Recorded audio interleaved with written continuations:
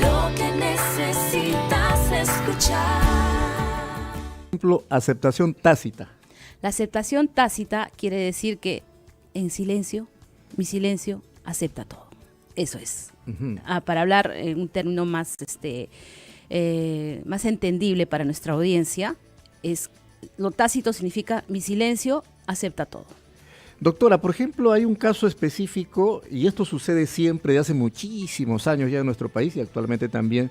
Por ejemplo, la señora o la joven sale embarazada y el papá se desaparece, entonces va al hospital o a la maternidad, alumbra todo y le pone el apellido nada más, le pone el apellido. Pero a veces también sucede que, ¿no?, que el caso de esto de ADN, que esa joven ha estado con varios jóvenes, entonces no se sabe quién es el papá, pero a todas maneras lo registra con el nombre. ¿Qué hacer, por ejemplo, en este caso el demandado? A ver, la irresponsabilidad es un antivalor que no debe prevalecer menos en un tema de identidad, en un tema de nacimiento de un niño. La irresponsabilidad debe morir conmigo, madre irresponsable, padre irresponsable. Pero no debo extender esa irresponsabilidad con mi hijo o hija al inscribir al de Tin Marido Pingüe a mi hijo. Si es Pérez o Quispe, bueno, pues veré cuál me liga. No, ese es un tema de mucha irresponsabilidad que las mujeres no debemos de cultivar ni practicar. Seamos sinceros, sabemos de quién es el hijo y pongamos el apellido correcto. Pero también hay mujeres que somos muy orgullosas, pecamos de orgullosas y decimos, yo lo voy a asumir, yo soy la madre, yo voy a hacer. No es así, tú eres la madre biológica, pero tú no puedes en ningún momento trascender tu apellido, Flores, sigo con Quispe, Flores Quispe, a mi hijo o a mi hija. Pero eso en la partida, pues eso legalmente eso es una aberración total que más tarde va a traer consecuencias jurídicas. Porque, vuelvo a repetir, el derecho a la identidad es un derecho constitucionalmente protegido. Entonces no debemos arrebasarnos, debemos sobrelimitarnos con nuestros orgullos y decir que lleven mi apellido. Porque después son los problemas. Porque el niño crece y tiene todo el derecho a preguntarte quién es mi padre. Porque a la hora de ir al colegio va a saber que tienen otros apellidos sus amigos, va a decir, ¿yo por qué tengo el apellido de mi mamá? Entonces creamos confusiones, creamos un malestar social. En la familia se generan los malestares sociales. Eso tengámoslo bien claro. Entonces desde la familia empecemos a cultivar los valores de responsabilidad, de respeto a nuestros hijos. Si es Quispe, Quispe es y tendremos que hacerlo reconocer. Pero no voy a ponerle el apellido mío porque va a pasar como un hermano mío y eso no puede ser. Doctor, ahora por ejemplo, cuando ya llegó a nuestros estudios Manuel Abarte, que también tiene unas preguntas, por ejemplo, en este caso, hablábamos del tema del apellido, ¿no?, que con la persona que quizás no sea el papá, pero han transcurrido años, quizás 5 años, entonces el papá medio que quiere aceptar la paternidad, pero por ahí empieza la demanda, el proceso por pensión alimenticia. Entonces la mamá va al proceso de esto de ADN y resulta que no es el papá en el ADN. Entonces, Okay. ¿Habría una reparación civil para el demandado? A ver, esta figura es la siguiente, ¿no? Vamos a ir con ejemplos, ¿no? María se embaraza de Juan, pero inscribe en la partida a Pedro, ¿ya? Juan Quispe y Pedro Flores. Entonces se dice, no, Juan Quispe no, Pedro Flores. Entonces mi hijita va a ser María Flores. Y así crece, pero mientras crece, pues María Flores no se parece a Pedro Flores. Y Pedro Flores dice, no, acá un momentito, yo no tengo ojos verdes, no soy de tez clara, yo soy morenito, ¿cómo es esto? Entonces se asesora con un abogado y el abogado le dice, ¿sabe qué, señor? Lo único que usted puede hacer es impugnar la paternidad. ¿Qué es impugnar la paternidad? Es cuestionar. Estoy en duda, entonces tengo todo el derecho de cuestionar porque ante mis ojos esa niña no se parece a mí. Entonces inicio un proceso de impugnación de paternidad. Es lo mismo, al igual que la afiliación. En este caso yo quiero desafiliarme, quiero saber si realmente esa niña es mía. Inicio una demanda, se van a una prueba de ADN, de no resultar María Flores, la hija de Pedro Flores, el juez va a ordenar que esa partida se anule y se quite los apellidos de Pedro Flores. Entonces la niña, por la irresponsabilidad de la mamá, queda suspendida en el aire en su identidad y en sus derechos. Ahora, yendo al otro lado de la pregunta, si efectivamente Pedro Flores es el papá, pero yo lo escribí con Juan Quispe hará lo propio, ¿no? Hará la impugnación y mi hijita estará pues en el aire. Entonces inmediatamente interpongo, de acuerdo a la ley última de filiación, que la demanda de filiación, pero ya contra Pedro Flores, porque él es el papá. Y asimismo, acumulativamente, puedo unir dos procesos en uno, porque eso lo establece la ley, la filiación, porque estoy 100% segura que Pedro Flores es el padre de mi hija, y también interpongo la demanda de alimentos. En el juzgado de paz letrado, filiación más alimentos. Entonces, dos procesos en uno son los que voy a llevar en el juzgado. Insisto, doctora, ya para que ingrese Manuel, pero esa persona, el papá, ha realizado el gasto de muchos años en estudio, alimentación. Entonces, incluso llega la demanda. ¿No hay una reparación? O sea, ¿queda en el aire eso? ¿Así de simple? A ver, esto va con un tema moral. Esto va con un tema de principios. La ley no dice eso. La ley dice que cuando uno se siente defraudado, uno se siente lastimado, uno se siente afectado en sus derechos y la otra parte lo reconoce, entonces vamos a un tema de indemnización. Pero acá estamos hablando de sentimientos mezclados con derechos. Hay una niña que ha crecido bajo el amparo económico y moral de un supuesto padre, un padre legal, no hace un padre biológico. Entonces, ¿cómo sería este tema por la irresponsabilidad, reitero, de la mujer de la mamá, de que Pedro interponga una demanda de indemnización? Devuélveme todo, los gastos de pañales, leche, educación, juguete, Navidad, cumpleaños, payasito, flores. Imagínense, o sea, hay un choque de situaciones y de emociones que quien va a salir perjudicada es la menor. Pero sí, está en todo su derecho de pedir una indemnización. Sí lo puede hacer, claro. A sumar los gastos, probarlos y pedir que la señora le devuelva. Es una devolución de dinero. Porque siempre el hombre es el malo de la película, ¿no? Casi siempre sucede eso en los procesos penales, de alimentos sobre todo. En los procesos de índole de alimentos, generalmente la mesa es en la pata chueca, pues siempre por el tema de varón.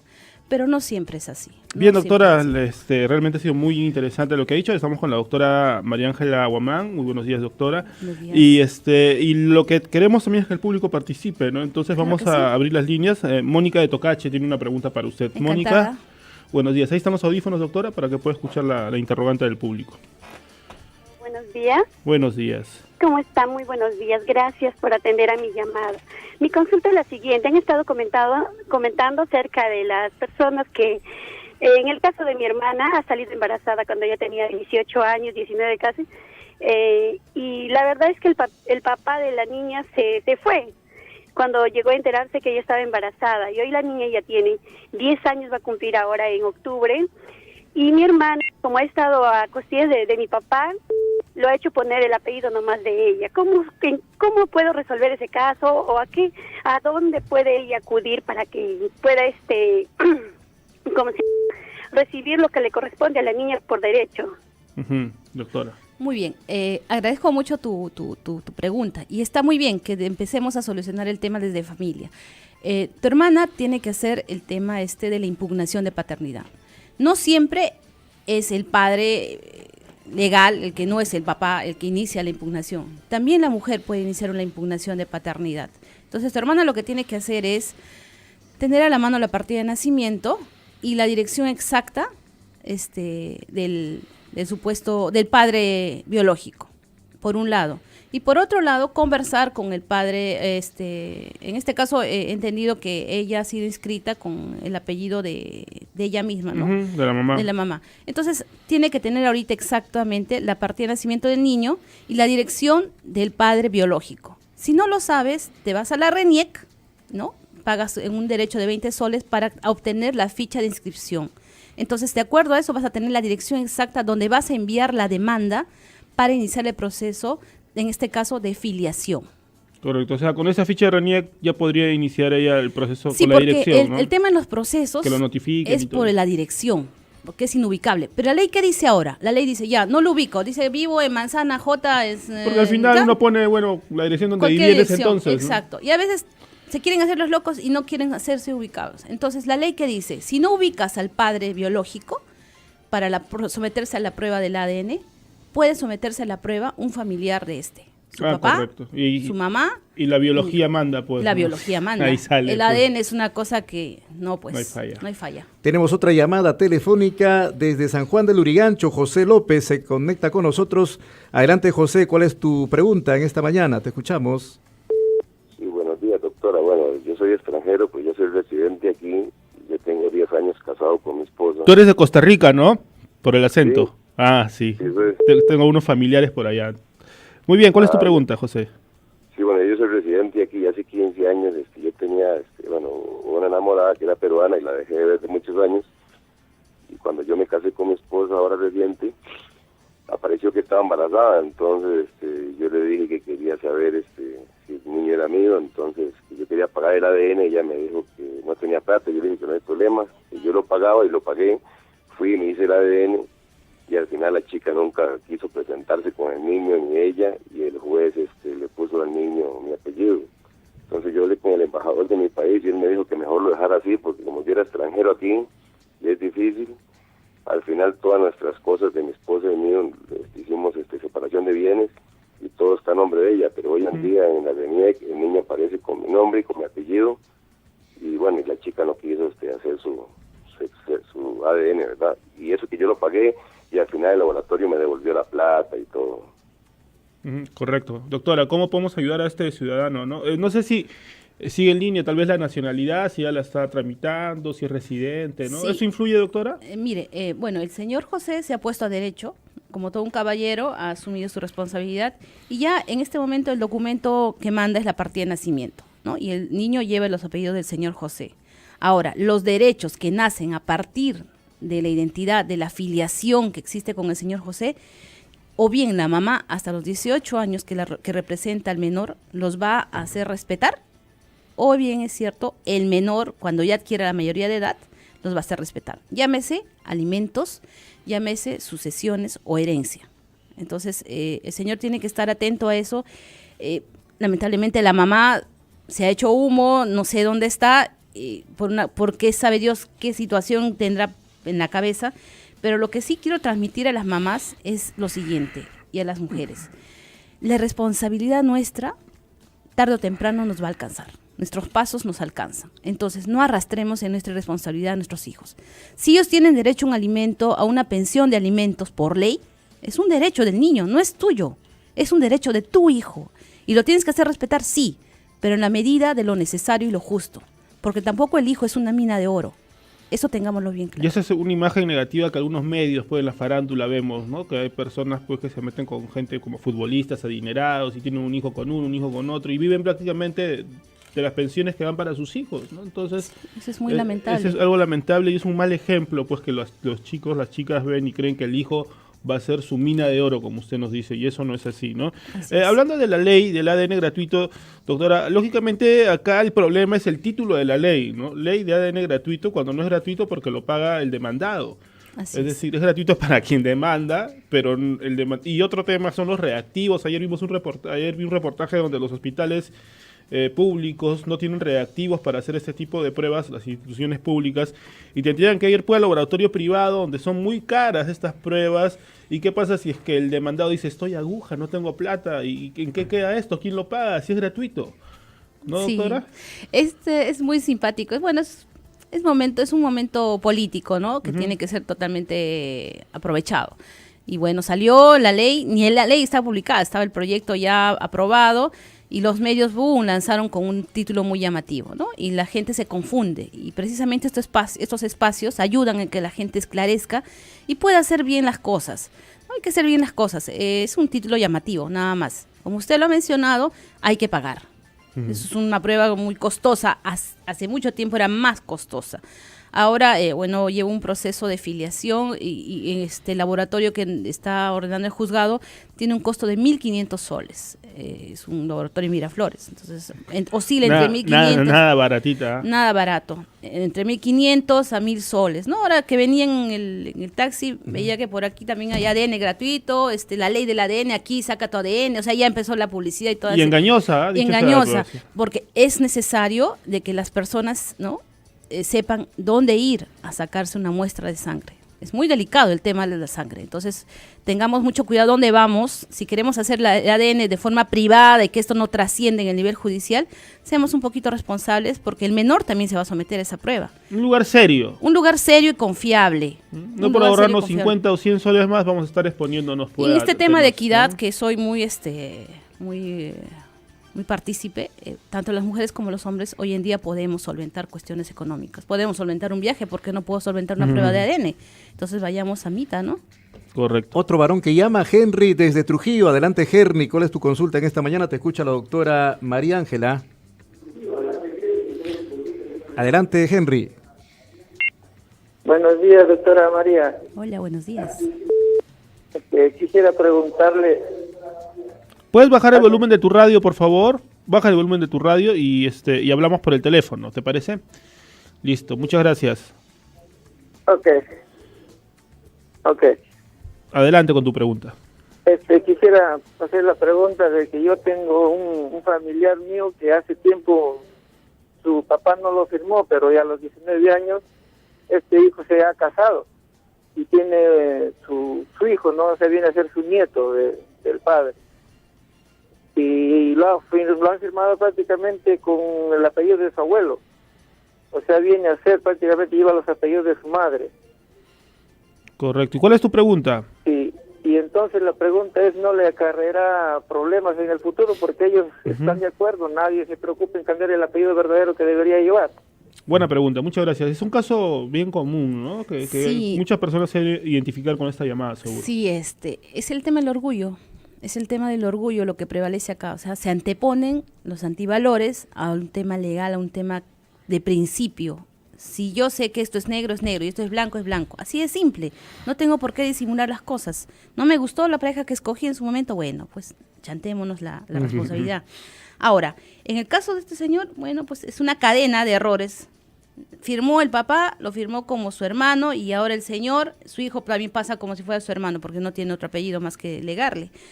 Si es que el papá estuviese vivo, tienen que hacer retroactivamente esta corrección, ¿no? El sistema del ADN, un proceso judicial y corregir las partidas desde la raíz, ¿no? Este hijo, el señor el amigo de Henry o el familiar de Henry, tiene que llevar sus apellidos correctos, ¿no? Corregir la partida, rectificar en ese extremo y con esa misma partida iniciar otro proceso para su hijo, para que el bisnieto tampoco arrastre pues O sea, ya es una cadena de errores. Como es una lo cadena dice. de errores. Y bueno, y tal vez de desconocimiento de las normas, ¿no, César? Exacto, definitivamente que sí, porque este caso sucede siempre, ¿no? El abuelo reconoce al nieto o como para también salvar al hijo, ¿no? Algún hermano mayor, ¿no? En este caso. Tuve un caso de una señora que trabajaba en una hacienda de uvas por una parte del Perú. Y bueno, lo típico, ¿no? El hijo del dueño de la hacienda se involucró con su hija a los 16 años, la embarazó. Entonces la niña sale embarazada y le cuenta y le dice, ¿sabes qué? Este no es mi hijo. Ya, tiene 3 días porque tengo amigos en el ejército y tanta cosa, los amenazaron, se me van. Desde los 16 años hasta ahora que tiene 32, la señora se ha venido de miedo a Lima, se han puesto a trabajar acá de lo que sea, ya están más o menos bien, pero la niña nació con el apellido de la abuela, ¿no? Como si fuera hermana. El miedo, el pánico paraliza a las personas. Cuando uno tiene miedo, no hace nada. Se pone, pero en un plan, en un modo avión, como se dice, ¿no? Se pone en blanco. Entonces, no hace nada y empiezan los cuestionamientos después, ¿no? Y si hubiera, pero tienen miedo porque dicen, no, si hago algo, este señor me va a mandar a matar, me va a mandar a pegar, me va a mandar a hacer algo. Entonces, esas situaciones también el Estado debe empezar a contemplar, porque este tema es muy delicado. Uno hace filiación ¿a quién? A un hombre casado, a un hombre muy poderoso, al patrón, en el caso de las empleadas, ¿no? Entonces, la gente tiene miedo y no hace las cosas por miedo. Y quien paga las consecuencias, pues es el hijo. Eso es cierto, doctora. Tengo una interrogante así breve, Manuel, ya sobre el cierre del programa. Pero primero quizás la llamada telefónica para luego resolver. Tenemos el contacto con Marta desde Moyobamba, desde la selva peruana. Adelante, Marta, buenos días con tu consulta, te escuchamos. Buenos días, doctora María. Buenos días. Hace muchísima calor y hace que me suba la calentura con la cólera que tengo. No. Ahí tranquilizando un poco, ahí amortiguando un poco la calor. Adelante. Consulta para esto. Yo tengo una hija de 27 años. Estaba embarazada del supuesto padre de mi niña. Entonces, yo he sido la que he gastado para el ADN de mi niña. Incluso le hemos hablado a él bonito antes de hacer esto. Y le hemos sacado, como supuestamente grababa, ¿no? Y salió positivo. El cual él se negaba. Ha dicho hasta el último que no es su hija, que no tiene nada que ver. En este caso yo voy. Si nosotros le hemos ganado el juicio, supuestamente él tenía que pagar los gastos que yo he hecho por el ADN. Es eso lo que yo quiero que usted me responda, doctora. Sí, señora Marta. Una vez consentida la sentencia, tiene la sentencia, el documento de la juez que dice efectivamente esta niña es hija de este señor. Esa sentencia, usted va a acompañar esa sentencia a un escrito para la devolución, ¿no? Es una obligación dar suma de dinero, en términos técnicos, pero te voy a hablar así en una situación más simple. La devolución del pago de la prueba del ADN, para lo cual, ¿no?, adjunto la sentencia respectiva y el contrato y el recibo de pago del ADN. Y el señor le tiene que pagar sí o sí, señora. Correcto, así que tiene que pagar sí o sí, y si no, esto se sigue judicializando y va a llegar a otras instancias donde va a salir perdiendo mucho más aún.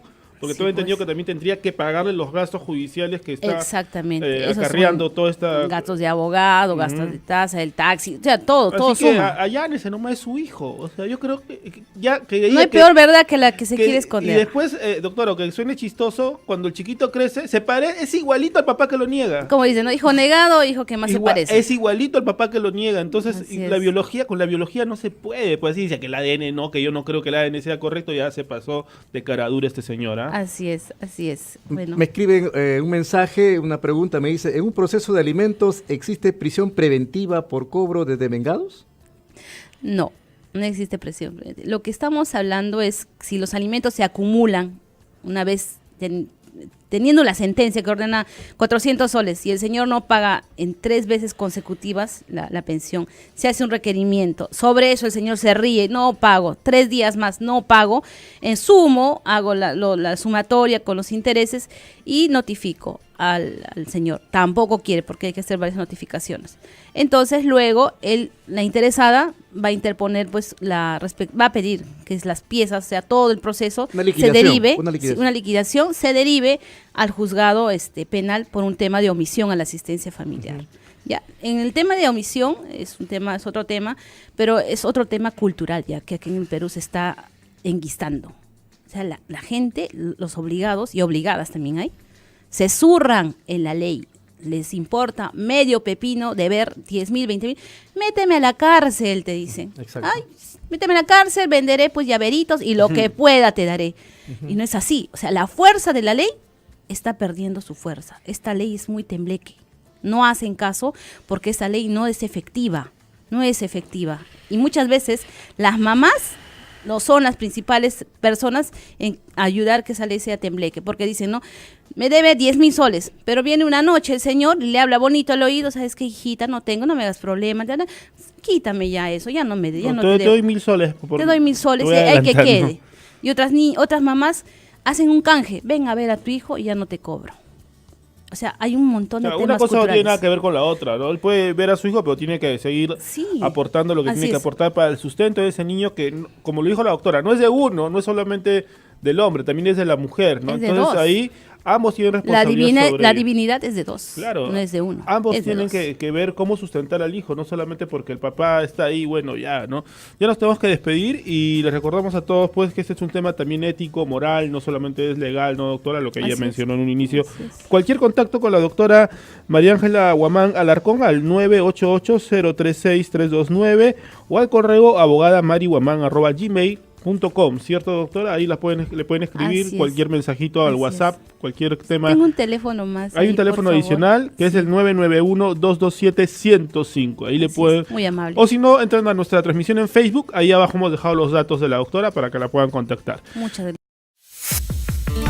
Vete, lo que necesitas escuchar.